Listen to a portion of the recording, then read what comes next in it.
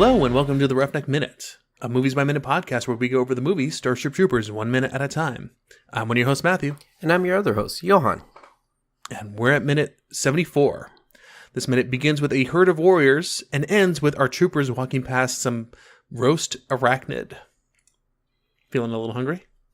Not for that. You haven't tasted it yet. I mean, it may taste just like lobster. You know what? You're right. It probably tastes. They probably taste like shrimp. Probably. Yeah. That's one question for the Facebook group that I'll probably put up. What do arachnids taste like?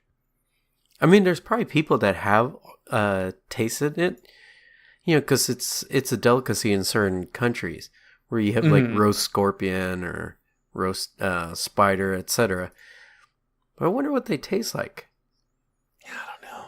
I don't think the Federal Service has the the whole entire thing where the first person to drink a glass of milk from a cow had to be really, really thirsty or brave kind of thing, Yeah. Because no one knew what that would taste like or how that would taste or anything. But the first person to eat a bug had to be pretty brave or pretty hungry. Yeah, absolutely. I mean, well, that's what I was thinking. I wonder if they taste like a crunchy shrimp. That sounds really good right now. I kind of want sushi right now, really bad. But yeah, so minute 74. So yeah, we get the herd that we were talking about last minute. And yeah, really great CG because, I mean, we got a bit of dust covering up and everything. And also these bugs are very well lit as well, too. I mean, you can definitely tell that they're CG. They're a little slimy, a little bit, kind of glossy a little bit. But it's really good looking CG. Yeah, it is. It's even the fighters and all that, because I'm pretty sure they didn't actually do a carpet bomb here in South Dakota. So I'm taking into account the explosions and everything like that on the CG scene. It's incredible. The one thing I think they may have done, if anything, was possibly do the explosions in real life. Just because I don't know if explosions were really good back then, but during the time, when you had to have an explosion like in Demolition Man, the very beginning where Simon Phoenix blows up, the whole entire warehouse or whatever it is, that was an actually warehouse that was blown up. Yeah. Kind of thing. Yeah, but I don't know. Oh, go ahead. I just think that when you do it with a warehouse, that's a lot easier to get away with than leaving it in a place where it's just out in the middle of nowhere. Yeah, I suppose. I mean, but it kind of reminds me of this particular scene with the Thunderbolts, coming down and quote unquote glassing, because it's not glassing, it's just a napalm run. Yeah. But this reminds me kind of any kind of Vietnam movie, even in Tropic Thunder when Danny McBride, the pyro expert, he's like, oh, we got those planes coming in. I gotta turn on this pyro kind of thing. And he wastes all that pyro. Yeah. Let's see here. Because this is finally a good day shot with a lot of these bugs, you're able to count kind of all the appendages of all these bugs. And they actually have a ton. Yes, they do. So they have the regular 4 legs that they're walking with. Mm-hmm. They have you did mention those little mouth cleaners at the bottom. Mm-hmm. Then they have the 2 scythe things above, right by the top part of the big. I'm not sure what to call their jaw part because it is mandible. Up and down. Yeah, but it's up and down. A mandible would be something they would actually eat with because this is more of a defensive thing. Or I mean, they could definitely eat with it. I guess. Well, I mean, whatever. A crab can eat with theirs. Their pincers? Well, what I mean is, so it's these bugs are obviously designed for defense or attacking. It's kind of like the big giant ants, the soldier ants. They were, created or not created. They evolved with the defense in mind of the colony. So these are kind of the same thing, where they have these big giant heads, but they still have the mandibles. I guess. But it's so they have those little pincers to kind of feed, because here's what I'm trying to figure out what to call them. So they have the side arm things. So I guess like hold whatever they're eating in front of their mouth, because the big mandibles on the top and the bottom aren't necessarily the teeth or the mouth. They're just other mandibles to like cut apart and all that. So that's why it's like they're not necessarily horns. They're like a jaws of life type thing. Yeah. So that's why I just don't quite know what to call that part of the anatomy of a bug. No, just the mouth, I suppose. Yeah. Or like, just the jaws, the pinchers. Yeah. Okay. So I'm looking at this as well, too. I'm counting, the 4 on the ground. There's one on the back of their carapace that looks kind of like a non-usable or a evolutionary, like, cast over kind of leg. It could have been a leg or wings or something like that. Or it's I'm thinking like either they're defensive legs or just stabilizers. Okay. And then they have the 2 arms up in front, and then they have 2 tinier little arms up in front. So they do technically have 8 legs, but it kind of looks like they have like 10 actually with the back ones. Yeah, that's what I mean. They do have like all of a sudden a ton that we can see. At about like 1310, there's a bug that's right on top of a hill. Mm-hmm. Has a pretty good shadow created for it, but if you pause it, it looks like the arm kind of has like a hook to it, like it's a scorpion tail. Yeah, okay, so I'm looking at this once more. I'm actually at 1 hour, 13 minutes, and 12 seconds, right when the thunderbolts are about to come in. There's a bug on the left-hand side. It has, so the 2 little things next to its eye, next to its mouth, are actually its mandibles. Okay. Those are the things that feed itself. So technically, if those back legs are cast overs or they're not actually legs, then this is technically a 6-armed bug. So it's actually a bug. It's not an arachnid at all. Because those mandibles near its mouth are not legs. They're more of a feeding thing. Yeah, see, that's why it's a little bit, now that there's lighting and you're actually able to start counting how many legs there are, that's why I was like trying to figure out like which parts are the legs, but are those back legs like stabilizers or are they part of the fins? Well, since they don't use them, I'm thinking that they're just stabilizers, if anything, or defensive. So yeah, these are 6-legged creatures. Okay, so that's what they, yeah. So they're not arachnids like they've been called. I don't know. I mean, they're miscategorized. Maybe, I mean, maybe it's just kind of like the whole entire, we call them arachnids because everyone calls them arachnids, or we thought they look pretty spidery to me kind of thing. Yeah. I mean, I guess like when you first see them, you think that there's 8 appendages, so you would call them arachnids.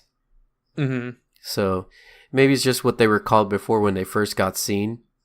And then they're like, okay, they're arachnids. Or what I'm thinking of too, instead of just calling the whole, like, just them arachnids, maybe the species as a whole, even though they're not actually arachnid in nature, are just called arachnids. Yeah, that's true. Like, it's just kind of like calling, Californians kind of thing. I guess. They're just called arachnids. Well, considering this movie, we haven't come in a encounter of a lot of other bugs yet. So far, we've only encountered 6-legged ones, so let's just try and keep an eye out if we see anything with more than 6 legs. Yeah. Because I've always been under the assumption that these warriors have had more than 6 legs. This is kind of mind blowing to me now. Yeah, that's why I'm just. It is taking me aback a little bit, just because they only have 4. I kind of, in my head, I thought there was always like more, and they walk like spiders do, where the front legs are grouped up with the front legs, back legs are grouped up with the back legs, type of thing. Yeah. And it's just never dawned on me that they don't even have 8 legs. Yeah, it's really weird. So they're kind of like whip scorpions in a way, where like the front legs have evolved into something else. Defensive measures or what have you. Yeah. Yeah, and then maybe the back legs eventually started moving up, and then it became those two tiny little things in the back. Maybe they're I'm guessing. Maybe they're sensory to try and find out what's behind them. Oh, yeah, okay. That could be the case. It could be like covered with hair or something like that, kind of like a spider. Yeah, like it's got follicles on it, so it knows if like the wind's moving around and whatnot.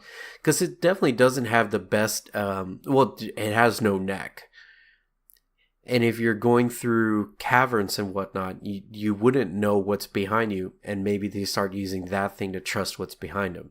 Yeah. So maybe it used to be like a cricket leg, and eventually just evolved into that. So it still has the hair on it. That makes a lot more sense. All right.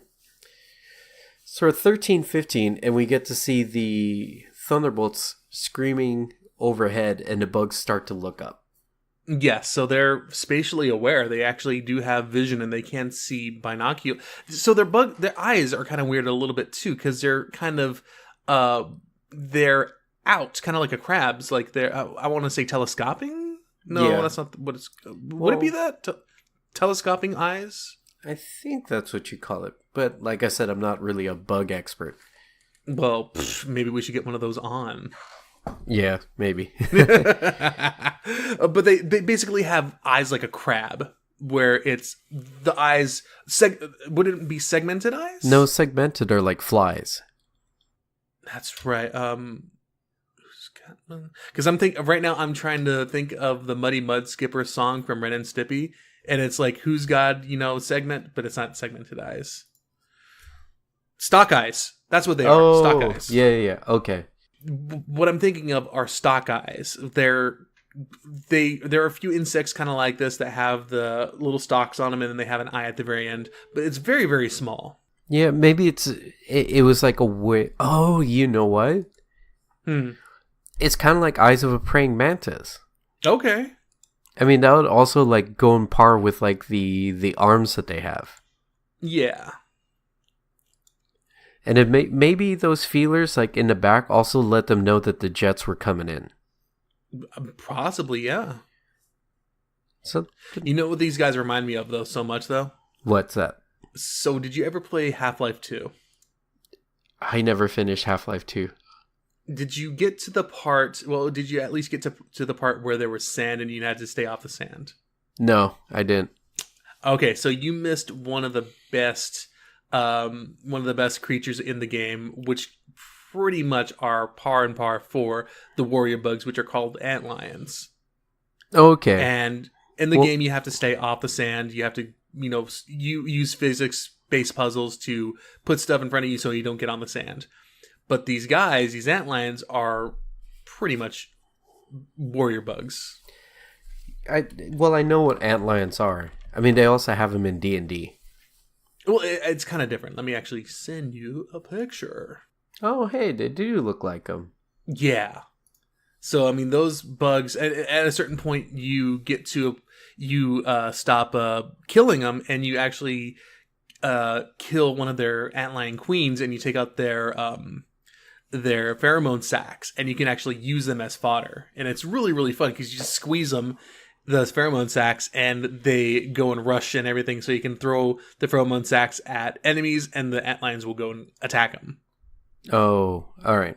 But yeah, these guys definitely remind me of the warrior bugs. Yeah, because they even have antlions on Final Fantasy, and that's where I remember it from. It was Final Fantasy 11 that I remember more vividly remembering them. In Final Fantasy 11, they're kind of crab looking, but there are also prominent mobs in Final Fantasy, the antlions. Okay. Anywaysy. But yeah, we see the F-76 and their bolts come screaming across the sky. These are pretty much the main starfighter bombers of the Federation fleet. It's also called the Tactical Airspace Control Fighter. But it's basically the workhorse of the Federal Service. It would be kind of like if we only had, I want to say, the F-6 Phantom still in service. And that was the only thing, because that was like a fighter bomber. So it was able to fight, but also run bombing missions like this thing is right now. Or think of like in more recent terms, a Warhog. Okay. So it's slow, it's steady, it has a large payload on it, but it can still fight if need be, even though a Warhog, when going up against like pretty much any other fighter right nowadays, would lose. Alrighty. I can dig that. Yeah, these ones right now are doing a bombing mission, and I actually have to go into the Wikia for Starship Troopers and change something. Under technical specifications, it says crew 1 pilot, and that's it. That's not true. If anything, because I want to say I'm an unofficial expert on the tactical fighter, the Thunderbolt, because I had a toy of it. It had 2 people in the canopy. So I'm going to go change that right after this episode. Well, I also can't see that this particular ship would only be piloted by 1 person, knowing its payload was so high. You always need more than 1 person. Yeah, definitely. So you definitely, like in most fighter bombers or any kind of multi-purpose fighter, you always have the pilot, which is in control of, flying the plane, and then you have the either navigator or the fighter. What would he be called? So it would be like maybe like a flight specialist, if anything, someone who is in control of like communications, radar, weapon systems, kind of thing. Yeah, there's always going to be the person that makes sure that the electronics are always working. I mean, even in most standard commercial planes, there's always going to be more than 1 person. Especially the bigger the ship, the more people you need. I mean, that's just normal. But what I mean is, these particular ships are doing a bombing run. Mm-hmm. There's a lot of videos of it, of like where they're dropping a certain payload into an area where they think the enemy is at. There's always going to be a scope that looks directly down. So you can't have someone flying in formation, looking down at where they're trying to bomb, and releasing the payload. There's got to be one guy that's keeping his eye on sight of like where they're flying, and then another guy that's dropping the ordnance that needs to be dropped. I mean, even in Star Wars, the Y bombers, there's also more than 1 person on it. Yeah, I never knew that until I saw a fan film. But yeah, the Y bombers have 2-seaters on. They're 2-seaters basically. Yeah, so it's awesome. So that's why I think that this one, well, just more on your point that it has to be more than 1, without even having the toy. It just makes more sense to have more than 1 person.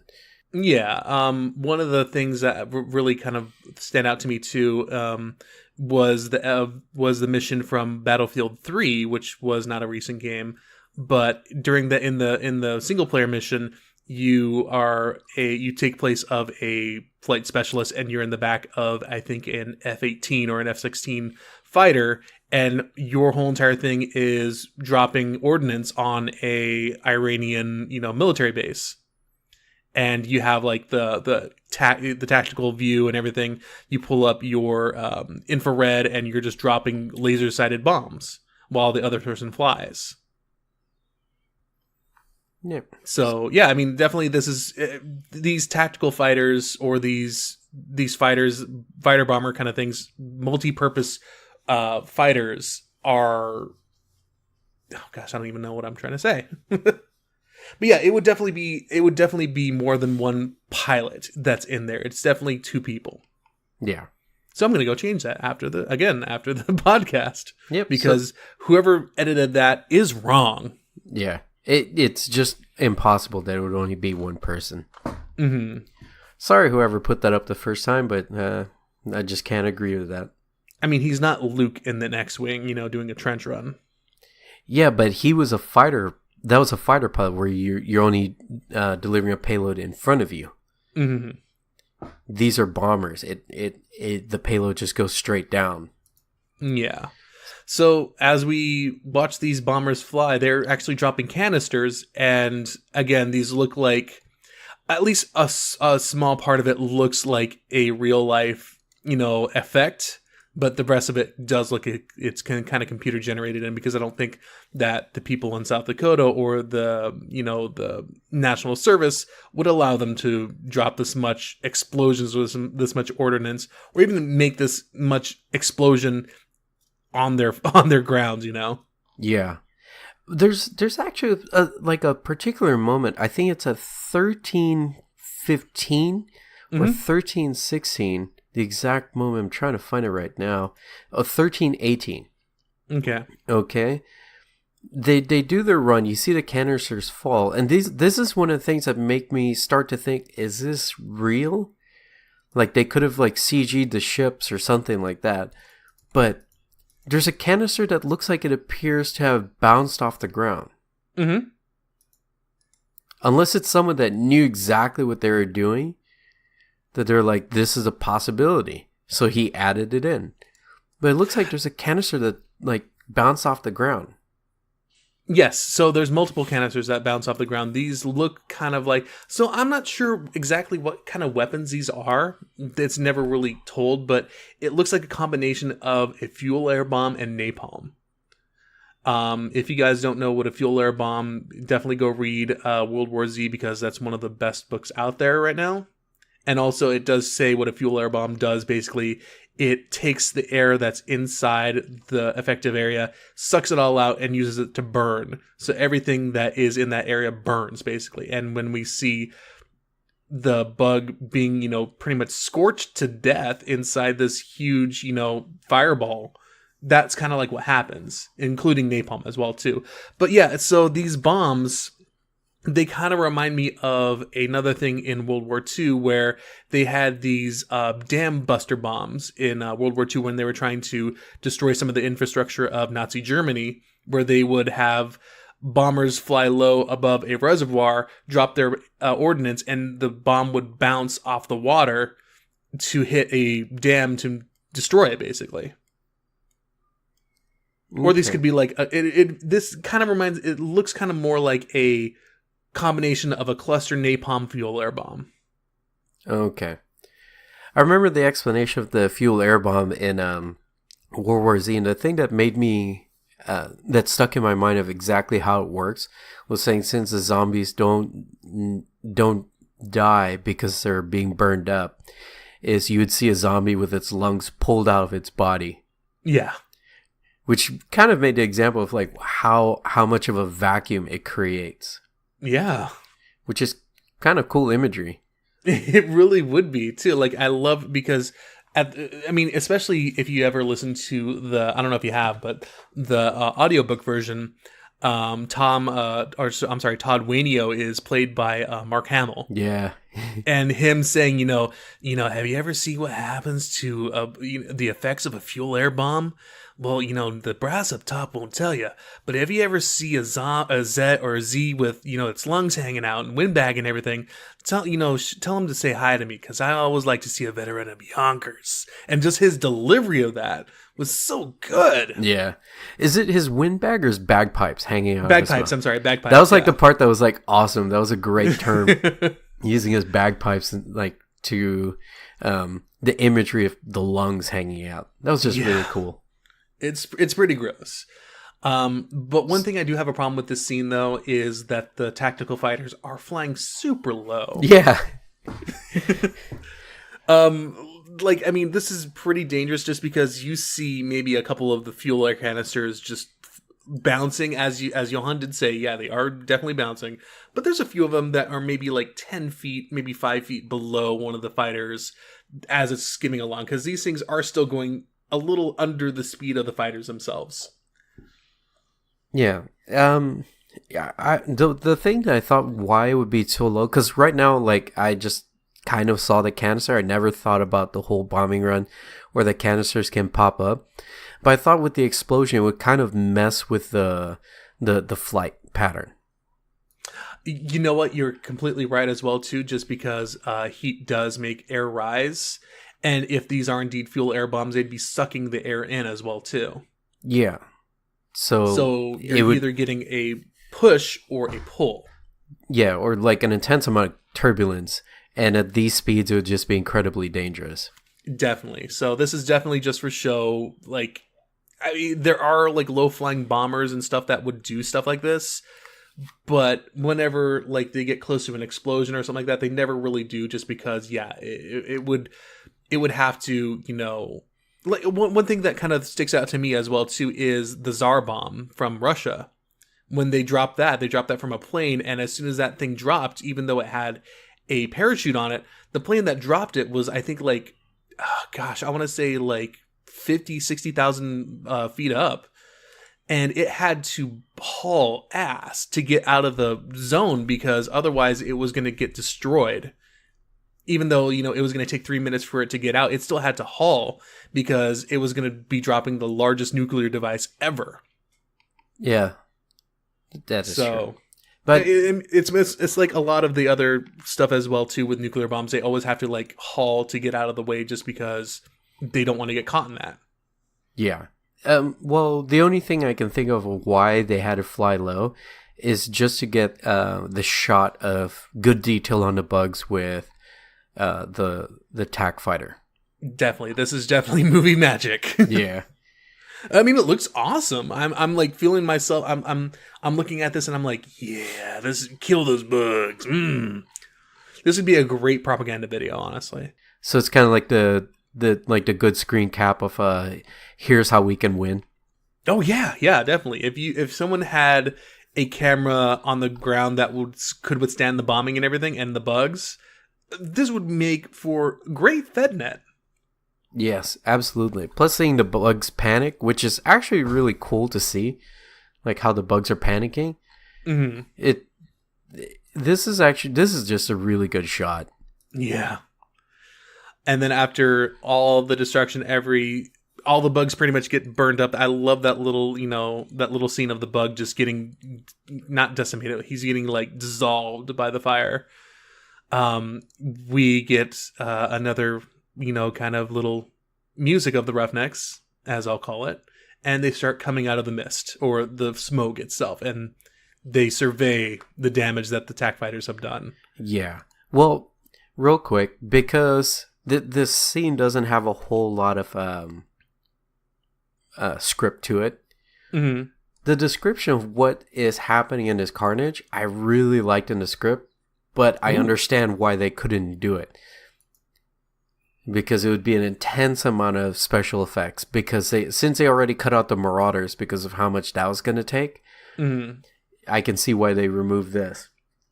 So, Tango Urilla, present day, the Bug Warrior stands sentry on earthworks that towers the entrance to their colony. So, on their first drop, I mentioned that there's workers putting up fortifications. So this one, they're putting up fortifications in front of like the bug holes. Mm-hmm.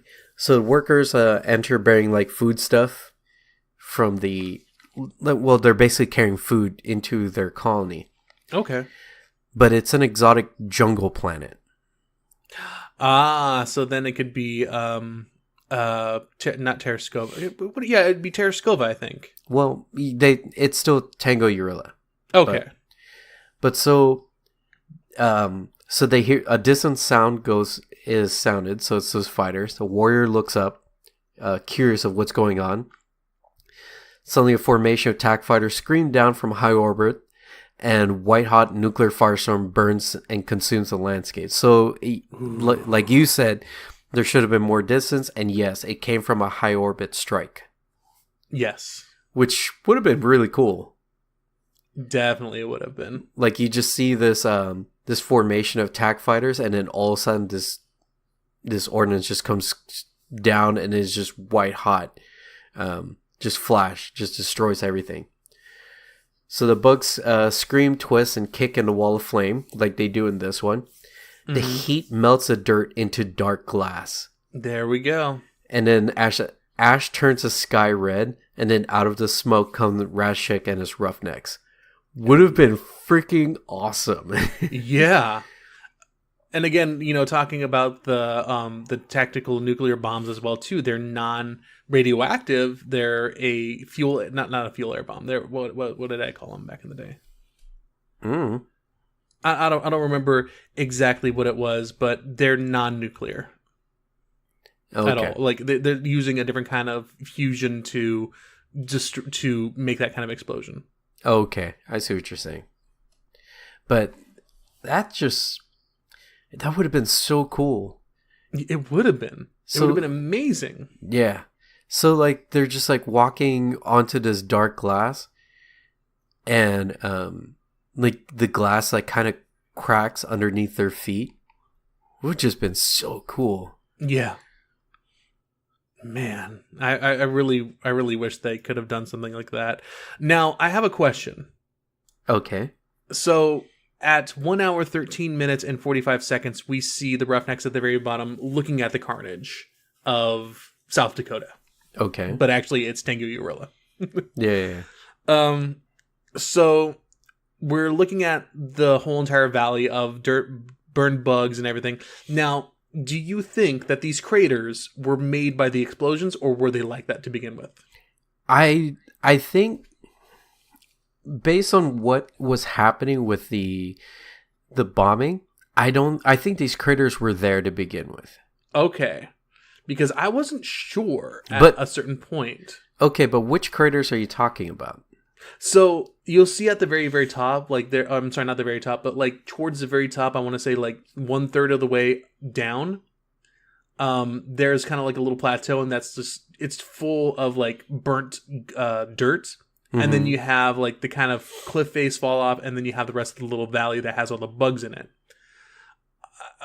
Like part of me wants to think that the scene is trying to say that was the part that was pretty much unbombed, and look how bad it is. Everything else with the bugs and everything is the place that was bombed, and that's where all the dirt, was displaced from.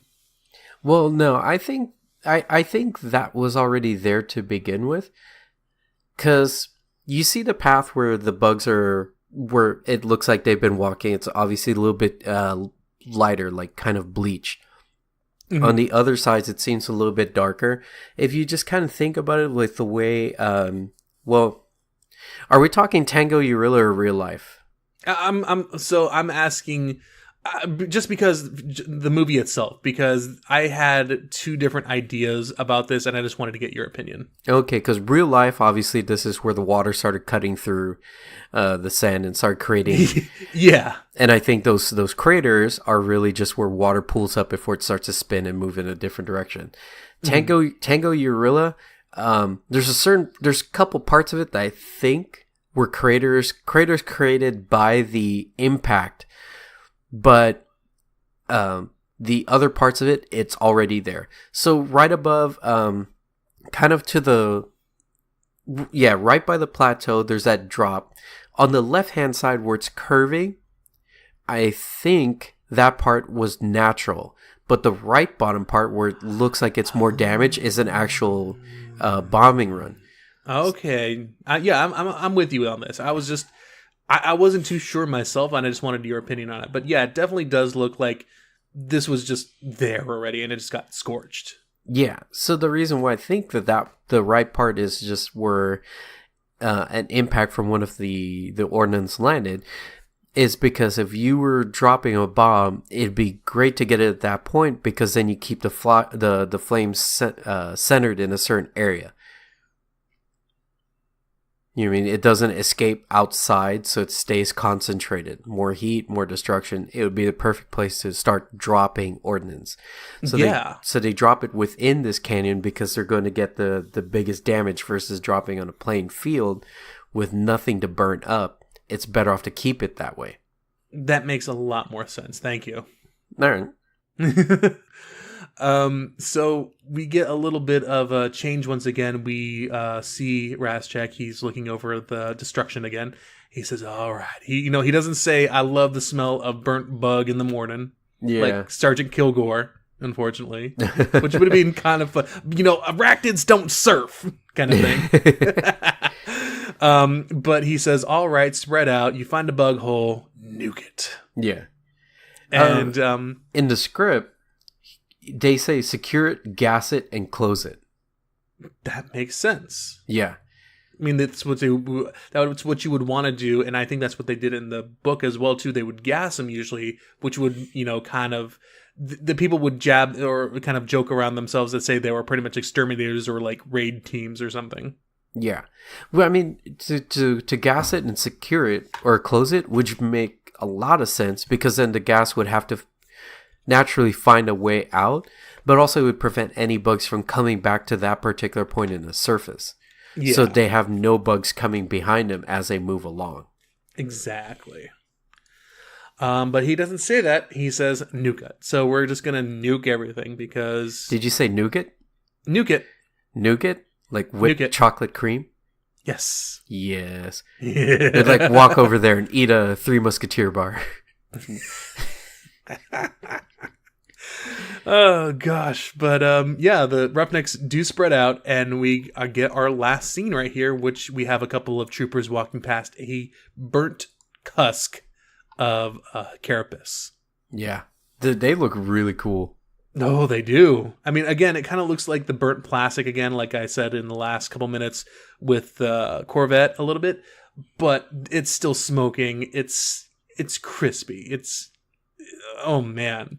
This looks like if you, I don't know if you did this, but as a little kid, but I used to light bugs on fire. I never did. Does that make me horrible? No, I think that was like a kid thing to do, but I didn't. I never did the magnifying glass with ants. It was a lot more than that, actually. No, I know, but those are like the standard things, like, I mean, I've definitely done the water thing and, reburying the anthill like a jerk. Oh, yeah, I do that all the time because ants, man. Yeah. I gotta medic that out. But you know what I mean? Like, I never did those things. I don't know why. But I was also the kid that was very careful of stepping on worms after it rained, tried to avoid stepping on snails. I was like that. Yeah. But when it comes to like roaches and ants, nah, screw it. I'm going to kill them. Yeah. But like snails, I never saw as a pest. Earthworms, never saw them as a pest. Mosquitoes, killed them. Type of thing. But I never did that. The thing with like the magnifying glass, like ever. I never did that. Yeah. Well, I guess you're a better person because of it. I guess. But I think so, because I feel a little bad about it. I feel kind of like that was kind of the first step in, next I'm going to start killing animals and then start choking out classmates and then eventually kill someone and turn into like a little psychopath killer kind of thing. I don't think that's along the same lines. I sure hope not. Yeah. Because I don't want it to awaken anything inside me, man.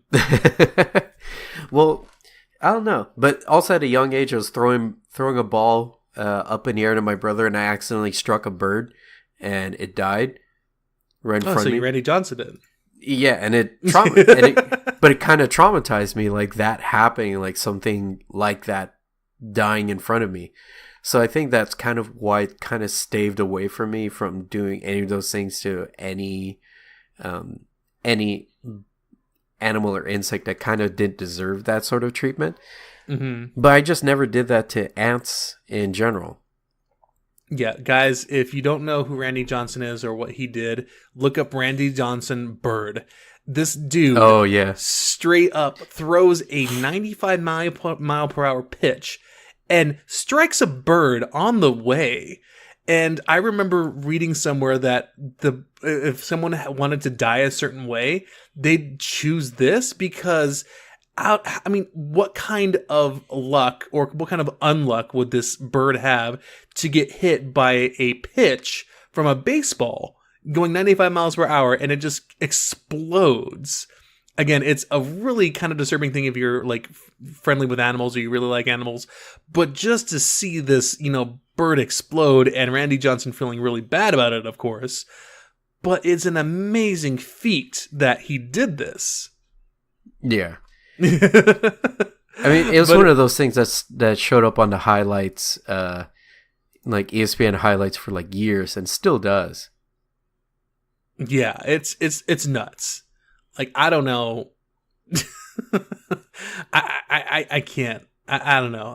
That's gonna be the end of the minute, actually. I don't know what to say. But do you have anything else you want to say about this particular minute? No, I think I'm pretty good. All right. Well, where can they find you, Johan? You guys can find me on Twitch and Instagram at JDASHD26. You guys can find me on Twitter at OMG It's Johan. And you guys can find me at AltTabMatt pretty much anywhere on the internet, Twitch, Instagram, Twitter. You can also follow the show at The Roughneck Min on Twitter, MIN. You can also go to our website, theroughneckminute.podbean.com for any past episodes or show notes. Or you can also go to our Facebook group, The Roughneck Minute Billet, BILLET, and discuss, killing bugs and what you did to feel like somewhat of a psychopath. Or, heck, kill all of them. Who cares? I mean, personally now, even still, if I find ants in my room or anywhere in my house, I declare war. I'm going to kill them all. Oh yeah, like ants, mosquitoes, flies, any of those sort. Yep, they're gone. Their life has become forfeit the minute they cross the threshold. Exactly. But That's it. But one time, like we left the doors open so that Wally, my dog, could look outside with the gated area, and there was a snail that was inside, and he kind of watched it. How cute. Yeah, I just took the snail up, moved it out towards the grass, and just left it there and let it go about its merry day. Again, snails are different. Yeah. Unless they get into your cabbage. That doesn't bother me. Johan's not too busy growing cabbage nowadays, so. No. Well, I did, but it still didn't bother me. I put netting up and all that. All right, guys. Well, also please subscribe, rate, and review us on iTunes or Google Play, Stitcher, or any other podcatcher you guys can find. But I've been one of your hosts, Matthew. And I've been your other host, Johan. And we will see you on the bounce, troopers.